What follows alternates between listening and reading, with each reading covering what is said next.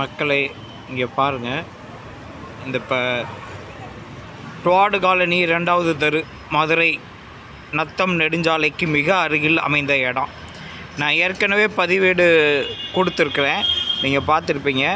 இப்போ பள்ளி மாணவிகள் பேருந்து செல்லக்கூடிய இடம். இங்கே பாருங்கள், இருசக்கர வாகனம் எவ்வளவு இடையூறாக சென்று கொண்டிருக்கிறது. இதில் தண்ணி வேறு மடை திறந்து வந்துக்கிட்டு இருக்கு. இதை கேட்பதற்கு யாரும் இல்லை. இங்கே பாருங்கள், 20 அடி சாலைங்க. இந்த 20 அடி சாலையில் கிட்டத்தட்ட 6-7 அடிகளை ஆக்கிரமித்திருக்கிறார் இந்த கட்டட உரிமையாளர். இங்கே பாருங்கள், இதில் வர டவரு, ஒன்று ஈபி டவர், இன்னொன்று ரிலையன்ஸ் டவரு.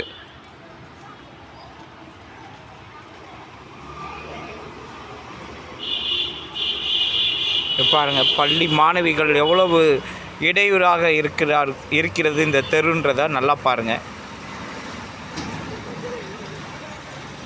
பாருங்கள், இப்போ இந்த மாணவி எவ்வளோ சிரமப்படுறாங்கன்றதை பாருங்கள்.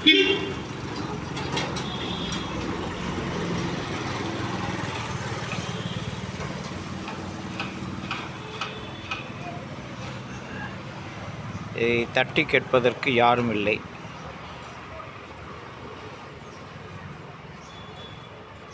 எல்லோரும் நாம் நலமாக இருந்தால் போதும் என்றே கருதுகிறார்கள்.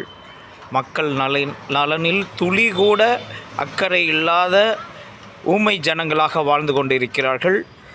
அவர்கள் தண்டிக்கப்பட வேண்டும். அதாவது இந்த கட்டட உரிமையாளர் தண்டிக்கப்பட வேண்டும்.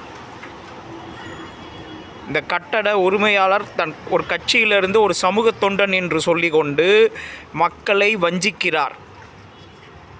இங்கே பாருங்கள், இந்த சாலையை பாருங்கள். இப்போ பள்ளி மாணவிகள் போயிட்டுருக்காங்க. இப்போ இது 10ஆம் வகுப்பு 12ஆம் வகுப்பு மாணவிகள் மட்டும் சென்று கொண்டிருக்கிறார். 5 மணிக்கு மேலே ஆயிடுச்சு இப்போ நேரம்.